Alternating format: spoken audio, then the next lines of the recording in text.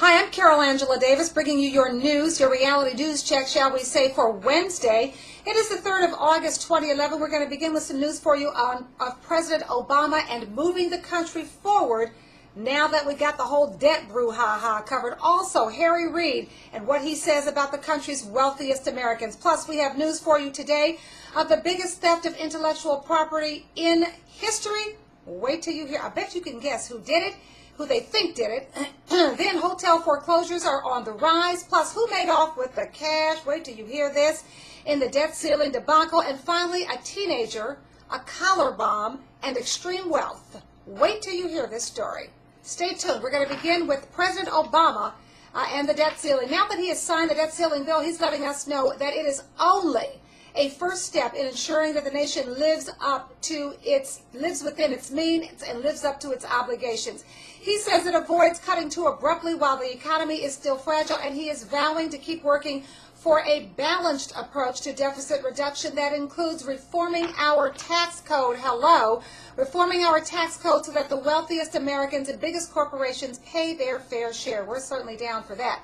President Obama is urging Congress to take bipartisan common sense steps to spur economic growth, including extension of tax cuts for middle-class families. He's also calling for patent reform, for congressional passage of trade deals with Asian and Latin American countries, and the creation of an infrastructure bank to put construction workers and projects together. Wouldn't that be nice? Somebody working, that's a new thing in this country. Meanwhile, we should tell you this. Excuse me, Senate Majority Leader Harry Reid, he's a Democrat from Nevada.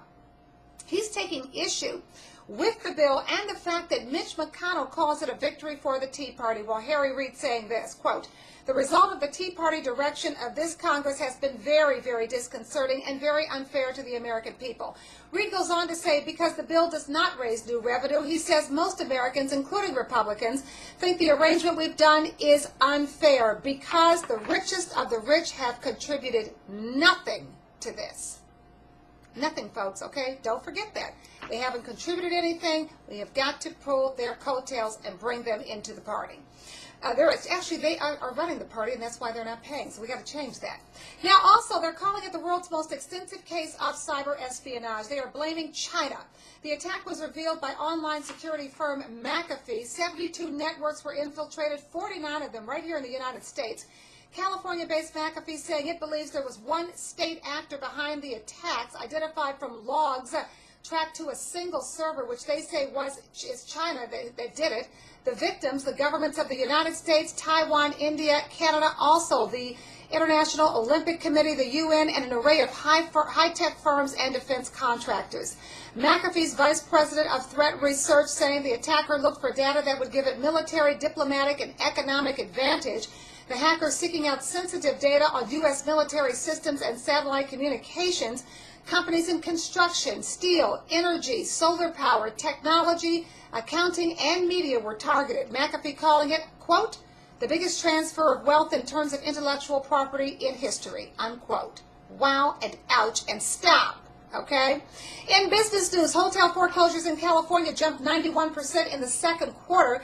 The number of foreclosed hotels climbing to 191 in the 3 months ending June 30th from 100 in the same period a year earlier. We should tell you that seizures also rose from the first quarter when lenders took over 148 California hotels. The state's biggest hotel foreclosure in the second quarter was the 331-room Hotel Sacramento Arden West.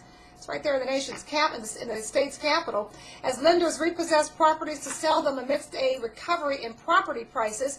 San Bernardino and Riverside led the state in hotel foreclosures with 21 properties repossessed in each county, followed by Los Angeles with 16. Also today, and also in business news, wait till you hear this. Surprise, surprise on who made off with the cash during the debt ceiling debacle. The people with the most at stake made a fortune buying Treasury securities in July, more than they made in any month this year. All right, we should tell you they reportedly made $183,000 for every $10 million they invested. Yeah, okay? Who are these fat cats? Well, investors from Argentina to New Zealand snapped up U.S. bonds. U.S. government debt returning 1.83% in July, about 3 times more than the rest of the global sovereign bond market. Controversy here in the United States was big business for some folks. And you should know, get this, that Saudi Arabia, Saudi Arabia is pumping oil profits into U.S. bonds, even as China, the biggest foreign holder of treasuries, slows purchases. Pay attention. In international news, get this, an Australian bomb squad safely freed a teenager who was trapped inside a Sydney home, ending a horrifying 10-hour ordeal. Apparently, the girl was being held for ransom at a multi-million-dollar mansion. Police say a balaclava-clad intruder broke in and attached a bomb and note to the girl. She was home alone at the time. They say the girl is from one of Sydney's wealthiest families, and it's all played out at her mansion on an exclusive street there. Nearby houses had to be evacuated. A senior police officer described the device as an unusual collar bomb, which had never been seen before in Australia and was very difficult to defuse. The teenager's parents were not able to speak to their daughter during the ordeal. There was speculation that a phone call might trigger an explosion. There were some suggestions that the drama mirrored a scene from the horror movie Saw and an episode of the CSI crime show. Ugh. All right, finally today from London, Stuart Cutler, he's out of police custody, arrested yesterday in that whole Rupert Murdoch and Co. phone hacking brouhaha. He's the former News of the World managing editor. As you know, you know how the British do it. You go down to the police station thinking you're going down there to answer a few questions, and the next thing you know, you're in handcuffs. Okay, that's the way they play it, all right? Now, we should tell you that Cutler was arrested on suspicion of conspiring to intercept communications and on suspicion of corruption allegations. Those are the same allegations under which Rebecca Brooks, you know who she is, the former News of the World editor, that's the same allegations under which she was arrested. She's also the ex-News International chief executive. Now, so far, that phone hacking scandal there in London has resulted in the closure of the News of the World and the cordoning off of the News of the World as a crime scene, let's be clear, and the resignation of 2 top police officers. And we're not talking 2 top police officers, we're talking the 2 top police officers there at Scotland Yard, as well as 10 other arrests. Okay? That's what's going on, folks. Those are your stories. This is your Reality News Check. I thank you for joining me today and every day. I'm Carol Angela Davis. See you tomorrow. Oh, please, follow me on Facebook. Follow me on Twitter. Friend me if you're watching me on YouTube. Friend me or subscribe to me, and I'll see you tomorrow.